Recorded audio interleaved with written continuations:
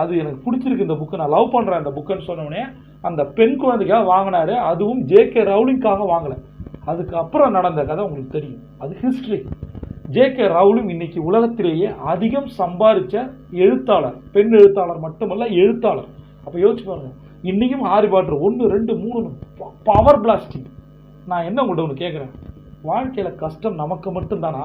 அப்படி நினச்சா நம்மளோட முட்டாள் யாருமே கிடையாது.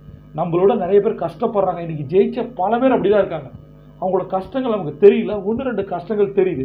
இதை ஒரு ஸ்டெப் ஸ்டோனாக எடுத்து வச்சு நைட்டு நீங்கள் தூங்குறீங்க, காலைல எந்திரிக்கிறீங்க. எப்போ தெரியுமா? 4 மணிக்கு. இதை தான் என்னோட 1000 வீடியோக்களில் வலியுறுத்தி சொல்கிறேன்.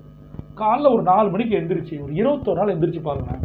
நான் சொல்கிற அந்த கோல்டன் அவர் கீழே லிங்க் இருக்குது, கிளிக் பண்ணி அதை பாருங்களேன். வாழ்க்கை ஃபுல்லாக கடனோடு போராடணுமா, அல்லது ஒரு 21 நாள் எந்திரிச்சு நான் சொல்கிறத செஞ்சு பார்க்கணுமா? பிரபஞ்சம் போட்டி தர காத்திருக்கு. நீங்கள் ஒரு சாம்பியன். Zion talk.